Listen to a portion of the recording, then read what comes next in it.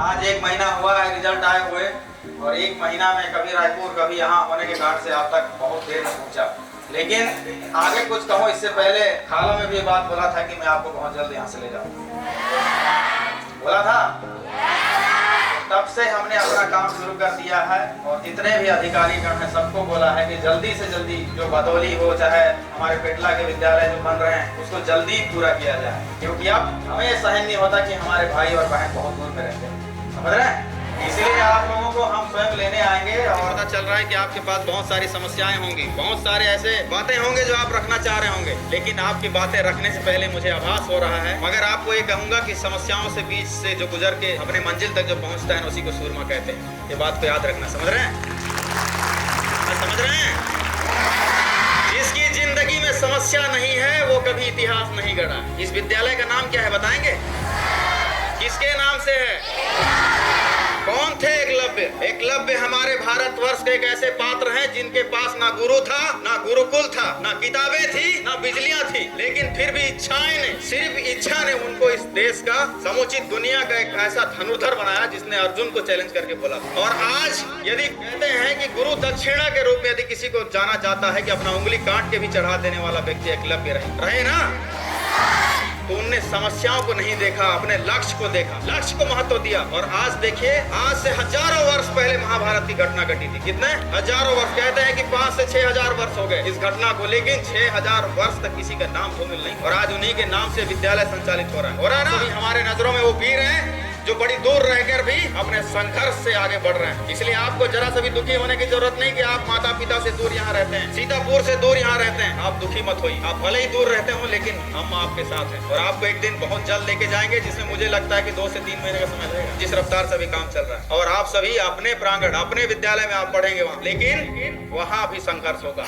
वहाँ भी चुनौतियाँ होंगी। और जब तक जीता है आदमी तब तक चुनौती कभी खत्म नहीं होता। आज आपको पढ़ाई की चुनौती है, कल कुछ दिनों में आपके लक्ष्य की चुनौती आ जाएगी कि मैं जो इंजीनियर बनना चाहता हूँ, मैं डॉक्टर बनना चाहता हूँ, मैं कलेक्टर बनना चाहता हूँ, वो कैसे बनूंगा, ये चिंता की लकीरें चेहरे पे आने लगी। लेकिन उन तमाम समस्याओं को अगर जो पार कर गया वो आदमी वहां तक पहुंच पाएगा। और मुझे पूरा विश्वास है कि आप सब अपने लक्ष्य के प्रति जरूर हासिल करेंगे अपने लक्ष्य। और लक्ष्य हासिल करने के बाद भी संघर्ष खत्म नहीं होगा साथियों, उसके बाद एक अलग संघर्ष चालू होगा जिसे गृहस्थी की संघर्ष कहा जाता है। आप अपने शिक्षकों से पूछिएगा कि गृहस्थी का संघर्ष क्या होता है। उसके बाद जब आगे बढ़ जाएंगे तो फिर बुढ़ापे का संघर्ष आएगा। तो तमाम संघर्ष जब तक जीवन है हमारा तब तक कभी खत्म नहीं होगा। लेकिन इसीलिए आप सभी को इतना मजबूत बनना होगा, इतना मजबूत बनना होगा कि संघर्ष कभी आपको हरा नहीं पाना चाहिए। इस दुनिया में मानव शक्ति से बड़ा कोई समस्या ही नहीं है समस्याएं। सिर्फ समस्याएं यहाँ तक होती हैं कि समस्याएं हमारे पास ये हैं, हमें ये नहीं मिल रहा, हमें नहीं मिल रहा, समझ रहे हैं। तो वैसे ही साथियों, आप सब इस राष्ट्र के भविष्य हैं, इस देश के भविष्य हैं, और हमारे देश का भविष्य कमजोर हो गया तो कैसे चलेगा।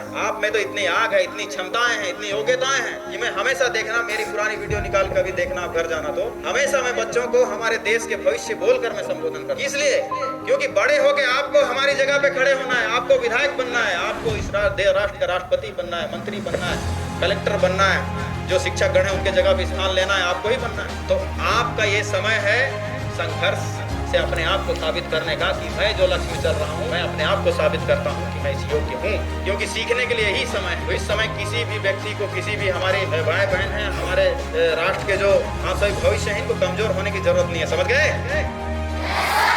अभी भी कमजोर होंगे तो फिर कैसे चलेगा, समझ गए।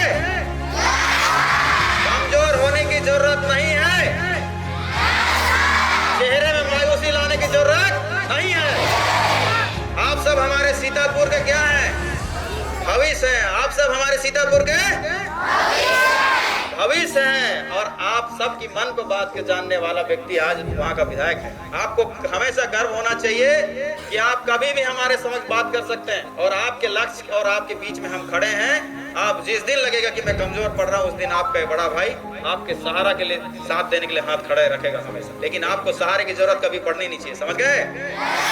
और अपने लक्ष्य को लेके पढ़ाई करो, इतना पढ़ाई करो, इतना पढ़ाई करो कि पढ़ाई के अलावा, लक्ष्य के अलावा कोई दूसरा चीज नहीं दिखना चाहिए। इसका कारण यह है कि आपके माता पिता का भी संदेश मैं ये लेके आया हूँ, बेटी और बेटों को कहना कि आपको चिंता करने की जरूरत नहीं है। आप सब बहुत खूब मन लगा के पढ़िए, ऐसे आपके माता पिता ने संदेश भेजा है, ठीक है। हाँ, बहुत बहुत धन्यवाद। अपने लक्ष्य के प्रति आप हमेशा ओजस्वी तेजस्वी रहें, और साथ ही साथ विद्यालय प्रांगण के समस्त स्टाफ आप सभी का मैं धन्यवाद करूंगा। जय हिंद, जय भारत।